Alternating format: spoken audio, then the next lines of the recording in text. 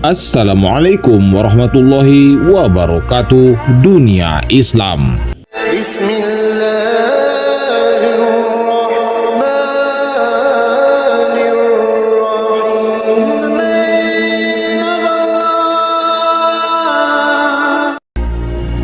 Kisah ini diriwayatkan oleh Imam At-Tabari. Di Makkah ada sebuah rumah yang sangat sederhana, dihuni satu lelaki tua dan 8 perempuan yang berada di bawah naungannya. Terdiri dari 4 orang anaknya, 1 istri, 1 mertua, dan 2 saudaranya, semuanya miskin. Kebutuhan hidup mereka hanya bersumber dari bapak sepuh itu. Bapak tua yang usianya hampir 70 tahun berlalu lalang di sekitar Masjidil Haram. Saat awal Ramadan, dia mencoba mencari sesuap nasi. Dia tidak menemukannya, lalu dia pulang. Kejadian tersebut membuat At-Tabari tertarik, lalu ikuti langkah lelaki sepuh sampai ke rumahnya. Setiba pulang, pria lewat parubaya itu bertanya kepada sang istri, "Apakah ada makanan untuk kita hari ini?" Ketika mau sahur tidak ada makanan, mau berbuka puasa juga tak ada makanan, ujar sang istri. Suaminya menjawab, "Saya sudah mencoba berkeliling mencari makanan buat kita buka puasa, akan tetapi saya tidak mendapatkannya." Lalu ia melanjutkan, "Coba saya akan keluar lagi." Kemudian si bapak tua itu keluar berjalan jauh dari rumahnya sambil memikirkan apa yang harus dilakukan dan harus bekerja di mana, sambil bermunajat kepada Allah, "Ya Allah, berikanlah rezeki." Hingga pada akhirnya ada sebuah pohon di pinggiran kota, lalu ia berteduh di bawah sambil duduk. Tak lama kemudian, tangan dia menyentuh tanah yang berada di bawahnya. Ia merasa sedang menyentuh barang yang keras. Waktu dilihat ternyata ada kotak yang tak dia perhatikan saat hendak duduk tadi. Peti tersebut biasa dipakai untuk menyimpan emas. Lalu dibukalah kotak tersebut. Ternyata ada banyak sekali emas, ada 1000 keping emas. Pria sepuh itu mengeluh, "Ini harta yang luar biasa. Di siang hari tidak ada orang, di bawah pohon. Lokasinya juga jauh dari pemukiman penduduk." Lalu ia dibungkus dan dibungkus rapi dengan kain. Sambil berjalan pulang, ia sempat memikirkan pemikiran akibat godaan dari setan. "Orang miskin, kalaupun kamu tidak mengambil semua, ambillah minimal 1 batang emas atau 1 koin dinar emas yang kau bisa infakkan untuk buka puasa keluargamu." Mendengar bisikan itu, hati kecilnya melawan. "Tidak bisa, ini bukan hak saya. Kalaupun ini lukata atau barang temuan, maka harus diumumkan atau diiklankan selama 1 tahun. Kalau 1 tahun tidak ada bukti siapa pemilik sahnya, baru bisa dimiliki," tekadnya di dalam hati. Sebenarnya lelaki sepuh itu berencana tidak ingin menceritakan pada sang istri. Setiba di rumah, istri menyambut sambil melihat ada bawaan di tangan sang suami. Si istri lelaki tua itu pun berkata, "Apakah kau sudah bawa bekal buat kami?" Lelaki itu menjawab, "Tidak ada." Istrinya menyanggah sambil bertanya, "Tapi apa itu di bawah bungkusan kainmu?" Suami menjawab, "Ini bukanlah urusanmu." Kemudian sang istri mengeluarkan jurus pemungkas merengek, "Saya minta atas nama Allah, jelaskanlah apa itu." Disebabkan istri membawa nama Allah, akhirnya suami tidak bisa berkutik. Ia menceritakan kejadian sebenarnya yang dialami saat di luar rumah. Istrinya yang perempuan miskin mendengar ada emas langsung bersemangat. Perempuan kaya saja mendengar emas matanya langsung berbinar, apalagi yang susah. Sungguh perhiasan dunia kadang menutupi hati. Tanpa basa-basi sang istri mengatakan, Kalau begitu, kita bisa menggunakannya karena kita adalah orang miskin dan itu adalah harta yang kau temukan." Suami langsung menjawab dengan tegas, "Tidak, demi Allah. Kalaupun ini bisa kita gunakan, baru setelah 1 tahun kita mengiklankannya. Tidak boleh sembarangan." Seakan tak terima, istrinya menyanggah lagi, "Kalau begitu, minimal ambil 1 keping dinar. Kita pakai untuk buka puasa. Halal buat kita, karena kita miskin sekali, tidak bisa apa-apa. 8 orang harus kau naungi sekarang." Lelaki sepuh itu mantap hatinya, "Tidak, demi Allah. Jika seandainya kau menyentuh kota ini, lalu ada yang kau ambil, demi Allah kau akan kuceraikan." Mengetahui ketegasan sang suami, perempuan itu kaget dengan kata-kata belahan hatinya. Dia melihat keseriusan suaminya sehingga tak berani. Akhirnya disimpanlah rapat-rapat peti emas itu. Akibatnya, saat berbuka puasa, mereka makan seadanya berupa air putih dan roti kering yang keras. Keesokan harinya, selepas sholat subuh di Masjidil Haram, kota Makkah, orang tua tersebut keluar, kemudian berada di sekitarnya. Ternyata ada orang Khurasan yang datang lalu naik di atas batu. Pria Khurasan itu berteriak, "Wahai muslimin, wahai orang-orang yang sedang umrah, wahai hamba-hamba Allah, saya kehilangan sebuah kotak isinya 1000 dinar emas.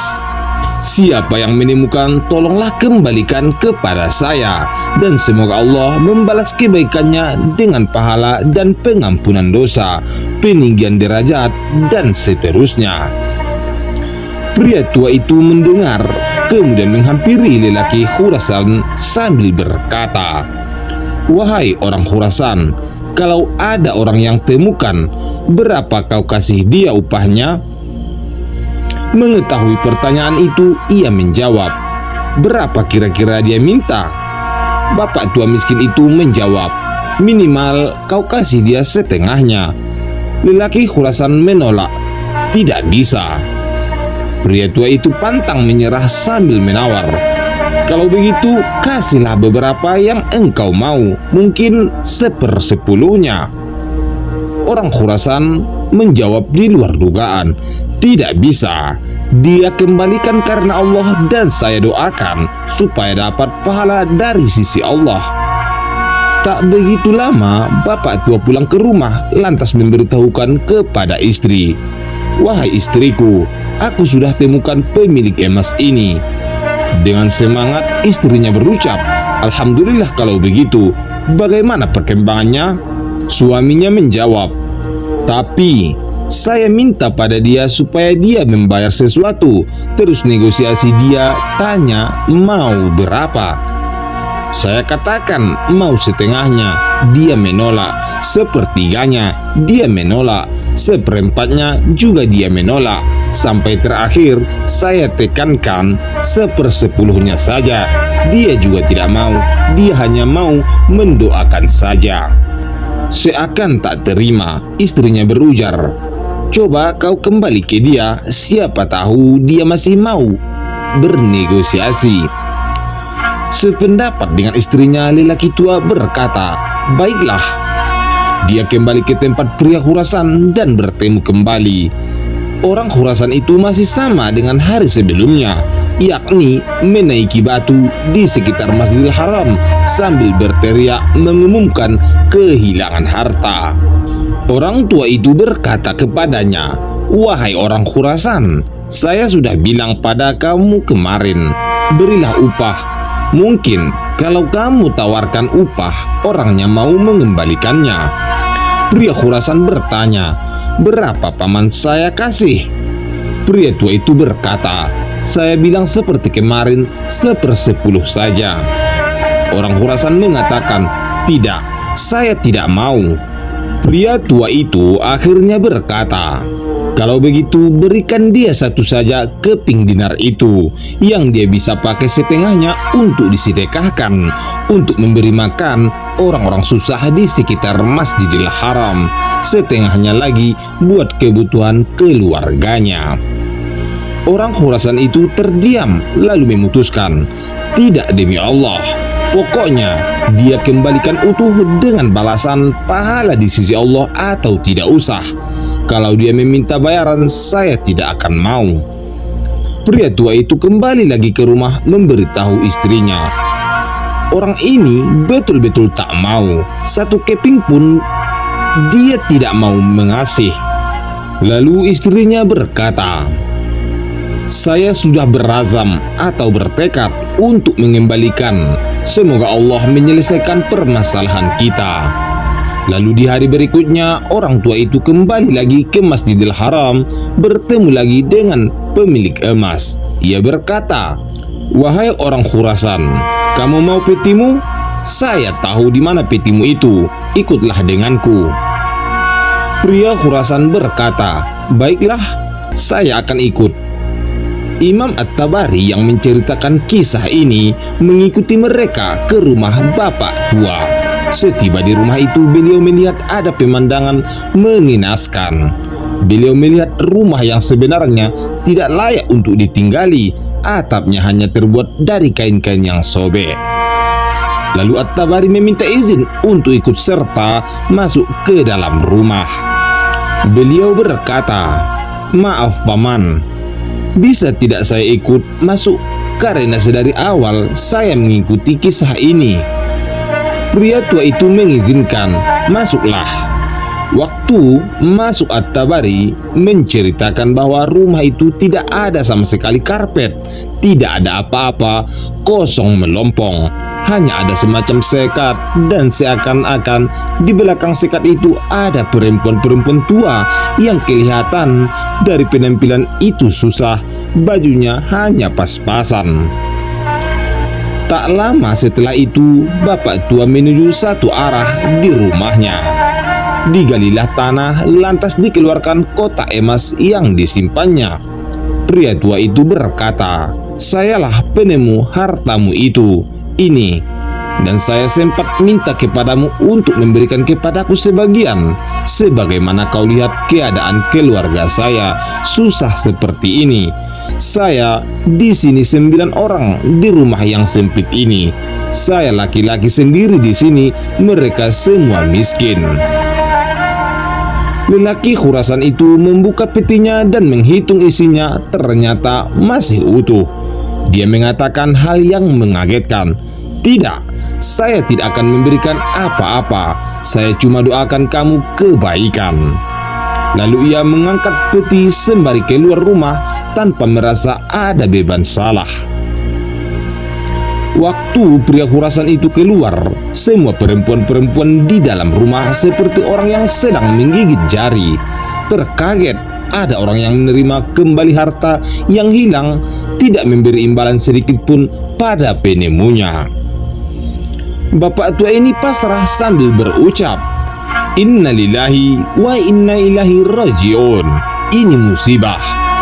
Imam At-Tabari hanya bisa menundukkan kepala, tidak tahu harus bilang apa, serba salah. Sebab saat itu beliau masih muda, belum punya apa-apa. Kalaupun mau membantu, akan membantu apa? Tiba-tiba ada yang ketuk-ketuk pintu, lalu pemilik rumah membuka. Ternyata orang Khurasan itu kembali.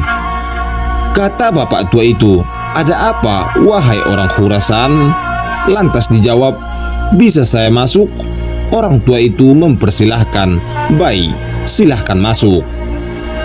Orang Khurasan itu langsung menjelaskan, begini ceritanya. Saya punya seorang ayah yang meninggalkan 3 peti emas seperti ini, masing-masing 1000 dinar. Saat ayah mau meninggal, ia berwasiat 1 peti dinar emas kamu bagikan sebagai warisan, 1 kotak dinar emas kamu gunakan pergi haji, dan 1 kotak dinar emas lagi kau berikan pada orang yang sangat miskin dan sangat susah.